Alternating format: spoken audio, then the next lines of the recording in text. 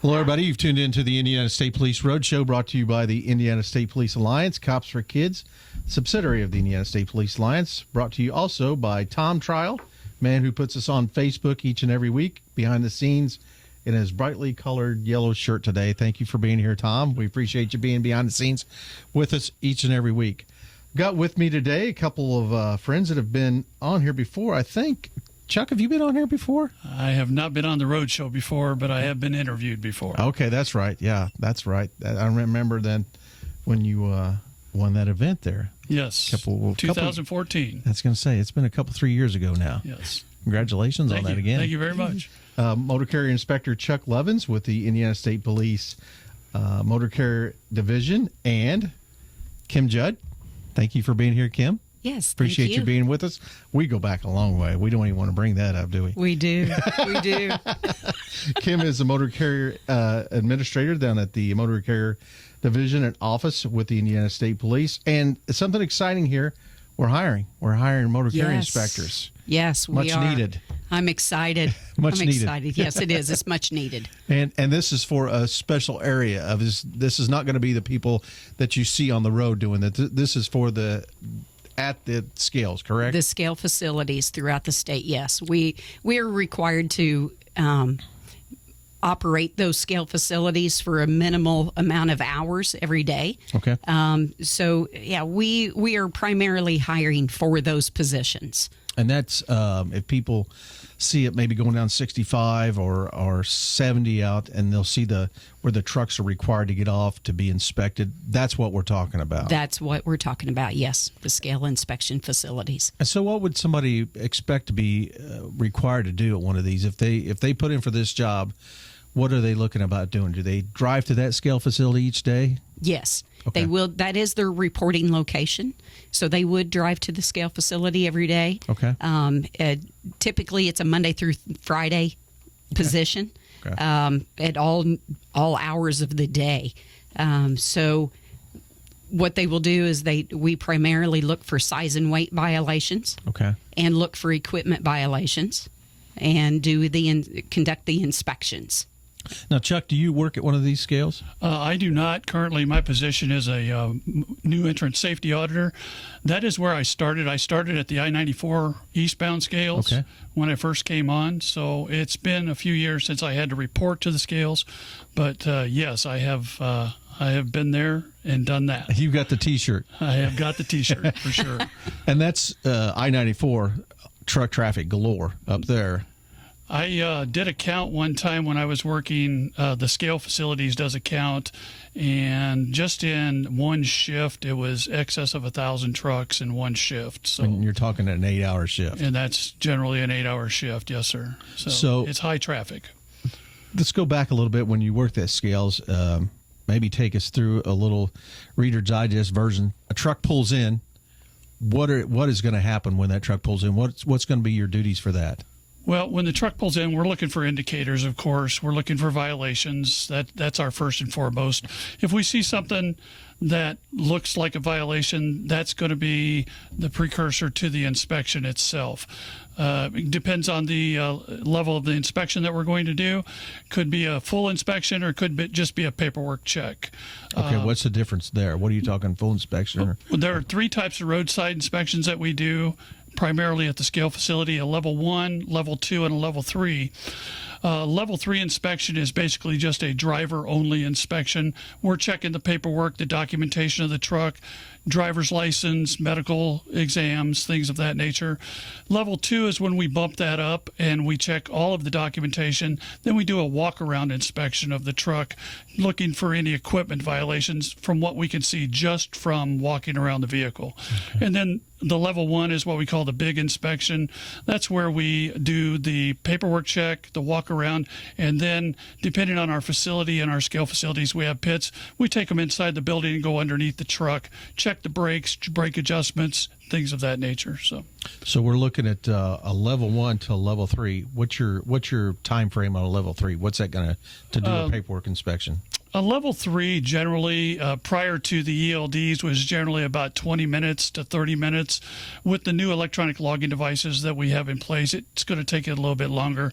Level 2, we usually bump that up to between 45 minutes, and a level 1 usually generally takes us about an hour to conduct that inspection. Okay. So is there a minimum or a maximum number that you have to do each day on each one of those, or is that kind of decided by what comes in and what you see on the truck that comes in? Well, I believe Kim can answer that better as far as minimum numbers.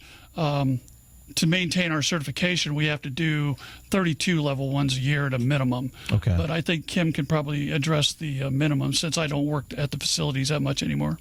Yeah, we pretty much do not require anyone to have a minimum number of inspections. It's just that we hold people accountable. Right. For your amount of hours that you're there working. Right. So if a truck takes you 2 hours because the numerous violations that they have, it may take you 2 hours. Mm-hmm. So, a normal day, maybe 3 to 4 inspections a day. And if you have time, you fill it in by doing another inspection. Right. So there are no numbers. So let's talk about this job and what it takes to apply for this. So if somebody's interested in this, where do they go to apply for this position? Well, they can go to the Indiana State Police website for the career opportunities, and under Motor Carrier Inspectors tab, they will be able to see the link there for careers.in.gov. Okay. And that's where they would apply for this position. Any certain minimum requirements that they got to possess to do this? Well, they just have to be a U.S. citizen, have a valid driver's license, be 21 by the time of graduation from the academy class, and pass the background investigation for motor carrier inspectors. What about the physical demands of this job, Chuck? Is this something that is very physical demanding? Well, you do work in all types of environments, of course, and the heaviest part of this job is the lifting of the portable scales when we have to weigh the scales. Those scales weigh about 40 pounds apiece, and when you're what we call throwing the scales, you're throwing it under 5 axles, and you're moving those scales about 4 or 5 times each time you weigh a truck. The other demand is, obviously, when you're not at a facility to do the inspections, you're on a creeper. So you've got to have the ability to be able to get up and down off of that creeper. And, of course, as far as heavy lifting, that's pretty much the scales are the biggest part of that. You've got to have agility to be able to get in and around these trucks. Right. So. But, again, the positions that you're looking at that you're hiring in this term is at a scale. It is at a scale. Okay. During the interview process and the physical agility, as Chuck indicated, you still have to be able to perform those duties during the interview process. Okay. That is part of the physical agility testing. Okay. In case you move on and want to move up and go out on the road or whatever that entails. Yes. So what about, do they have to live within a certain distance to these scales, or can they, just as long as they show up at 8 a.m. every day, they could live across the state? Yes. Okay. Yes. They can live anywhere. Or not even in the state. They do not have to live in the state of Indiana. Okay. So if you're close to the 70 scales out there towards Richmond, you could live in Ohio. Yes, you can. Good. Yes, you can.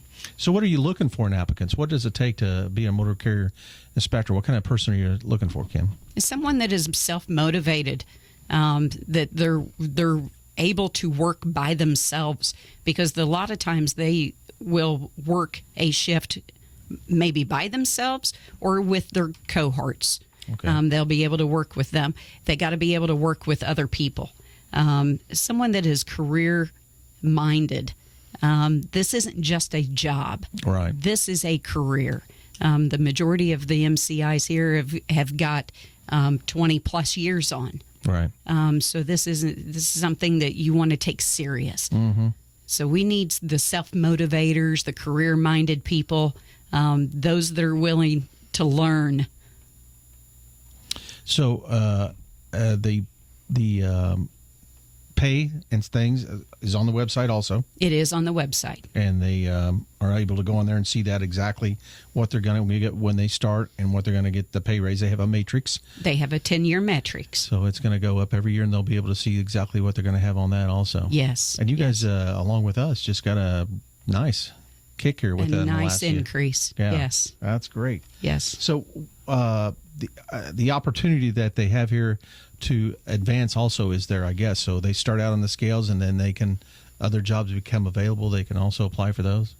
Yes, as those positions become available, there's the district coordinators Okay. who are the supervisors of those scale facilities.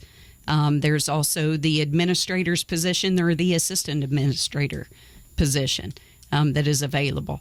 There's also not just being the motor carrier inspector or the supervisor. They also have other opportunities to be an NTC instructor, to broaden their career within the agency. I see. Like Chuck, he is an NTC instructor. He's a new entrant auditor. So there's other aspects to our job that someone could get involved in, not just being a motor carrier inspector. And they could also go off, I'm assuming, in the school bus realm where they inspect school bus, or is that something totally different? That is something that our division troopers do. Okay. However, we do assist them when they need Okay. help. Okay. So you go out with them when they're overloaded and help them out on Exactly. that aspect of it Yeah. also. So what kind of duties are they looking at? And they show up at the scales. I know you were talking about that they have the different levels that they have to do. Is there anything else that they're required to do also during the day? Well, basically, inspecting trucks is just the one thing. Enforcing the state laws as well, state weight laws and such. They've got to be able to identify those and be able to enforce those properly. So I'm assuming I say scales. Does each truck pass a scale? Is there a scale physically there that they come on and they see how much they weigh? The way the scale facilities are set up, we have what we call a weigh-in motion scale system, where the trucks will come down the ramp, and there is a scale platform in the roadway that it will sort the trucks by weight. If they are weighing too heavy, it will sort them to what's called a bypass lane or bring them into the actual scale lane itself where they can be weighed. So that is pretty much the premise of the position. As far as sorting trucks, it's done automatically. Now we're looking at them even closer, and then we determine as to which truck needs an inspection or if this truck is just in violation of Indiana state law I for see. size and weight. Yeah. And that's something that I didn't know, that they weigh them while they're moving then. Yes. That's amazing. So Yeah. question to all of you that I didn't know about too much that I'd like cleared up to. The thing that you see where they can bypass, how does that work? Yeah. The pre-pass. There is a pre-pass system, and there is also the DriveWise. It is a monitor that's on the inside of their trucks. Okay. They've registered their vehicles with this device, and if their credentials, it is a pre-clearance system. Okay. If the company's safety rating is excellent, Right. they have no violations with their fuel permits or their IRP registrations, and they're not being flagged for inspections, then they get the pre-clearance to continue down the road. But they could be pulled over at any time by another inspector out on the road or a Yes. trooper Yes. and checked, and that's how they continue that excellent safety rating also. But Yes. being inspected out on the road sometime and say, hey, you guys are doing a good job. Right. And Exactly. this isn't, our program isn't all about catching or finding violations. Right. Because we want to be able to give those carriers clean inspection reports as well. They all deserve it. Yeah, and they all They want all- it to maintain they their all safety want it. rating. Absolutely, Keep the good- especially with the It new helps. CSA program that we have out, Compliance, Safety, and Accountability. These drivers and these carriers want these good inspections because it looks good on their ratings, and that helps them on their rates and on their insurance. Absolutely. Yes. And that's going to be a big part of it. Well, guys, we're down to the last 40 seconds here. We want to reiterate 7 positions open.